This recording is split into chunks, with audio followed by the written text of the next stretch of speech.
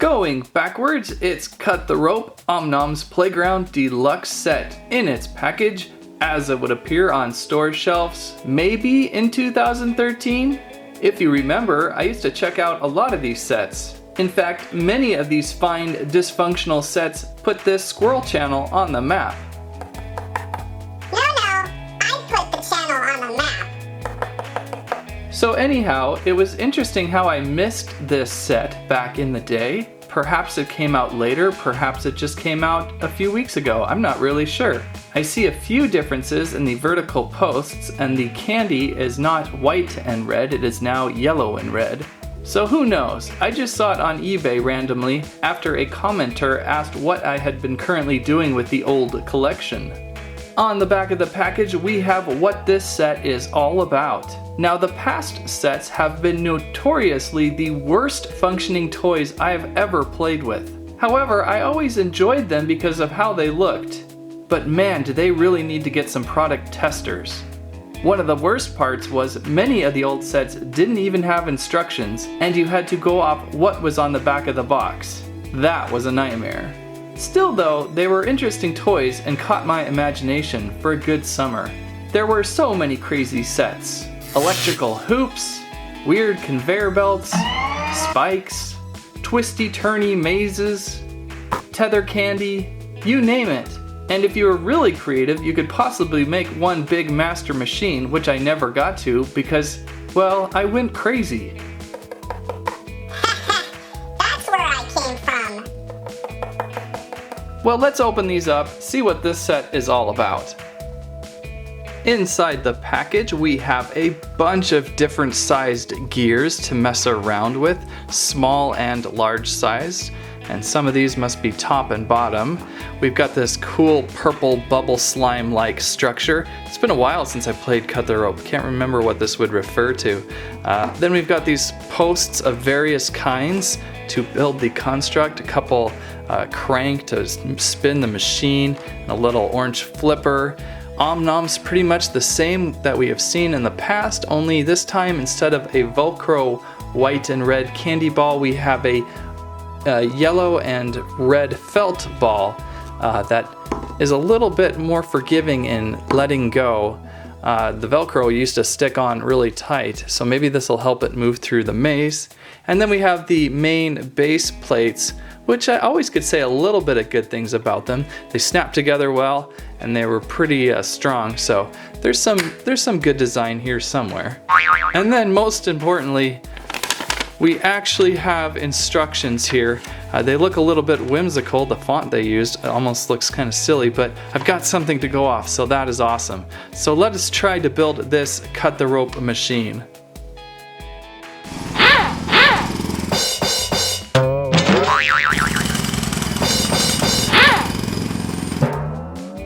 And built. From what I can gather, this toy has never worked or functioned correctly. My best guess is that they held this from store shelves and then dumped it on eBay years later just to get it out of the warehouse. The idea of the candy passing through the machine on plungers through gears is sound, but the function will never happen. I can barely get the felt ball to pass from the first plunger to the second plunger without it just popping off and falling down.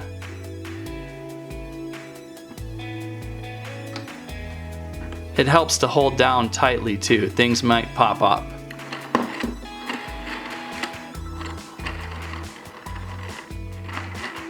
Looks pretty cool, I'll give it that. Sounds pretty cool too. So you have a bunch of gears and a bunch of plungers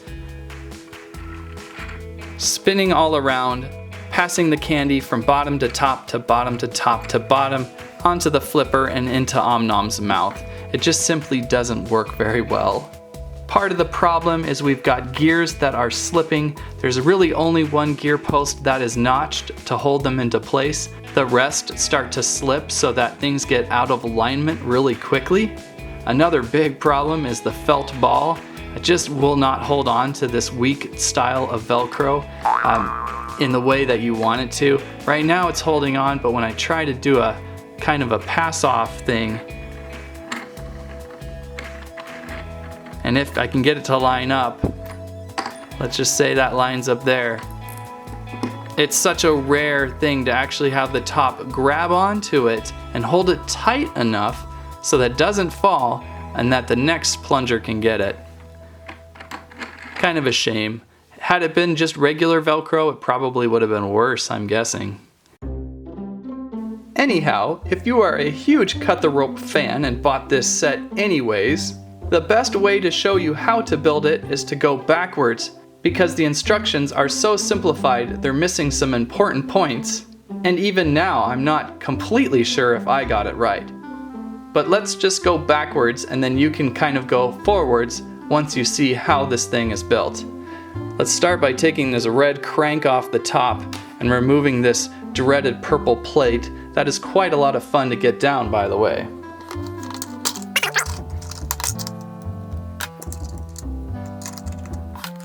Alright, here is your core machine. Kind of interesting. One thing very important, at least the way I built it, and it makes the most sense to me, is this post here has a special notch. You've got the big gear with a notch and you've got the little gear with a notch. These two combined together gives power to both top and bottom, so when you're turning the crank, it is able to lock onto the top gears and the bottom gears. Very important.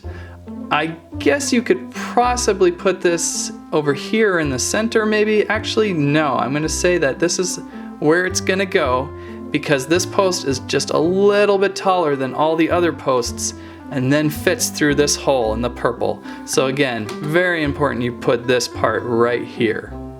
Another weird thing that the instructions didn't really hint at is where to line up the plungers.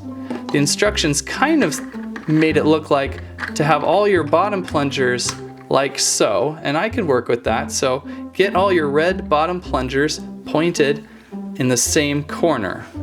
Then when you put on your top two plungers, make sure that these two red ones are kind of in between the handoff locations of this center, if that makes any sense. So kind of here and here. If this one is now rotated, like if you were to rotate these and have this one center, then have these two right here and here. That way, when things move around, they line up to do an exchange. But remember, since all these other gears are loose, as you're spinning these, they're gonna go off track anyways. So maybe that was the point. Maybe the point was just to keep spinning until eventually those plungers just randomly line up and pass the candy along. It'll really drive you mad. At the very least, the instructions gave good indications of where to put these main vertical posts for structure. That was pretty easy, so you just kind of pop those with the blobby side pointed down, I suppose. I think you can go either way, but I went down.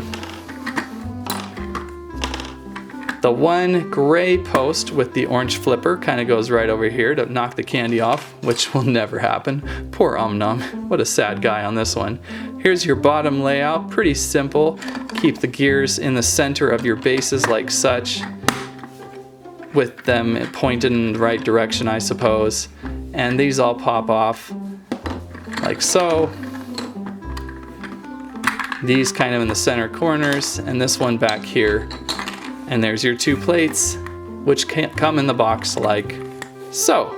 So that is the reverse build of the worst Omnom candy machine I have ever seen. I don't even see a rope to cut, just gears and plungers. This toy had to have been buried. But I guess would make for an interesting collector's item. And that is Cut the Rope Omnom's Playground Deluxe Set, a toy that will truly make you go insane. The box says 2013. I'm not sure when it was released. I found it on eBay for about $15. I would recommend only to hardcore cut-the-rope fans and mechanical engineering students looking to give a gift to their professor to drive them insane. That's what I have to say about that. It looked like a medieval torture device. Thanks for watching Squirrel Stampede. Please like, share, subscribe.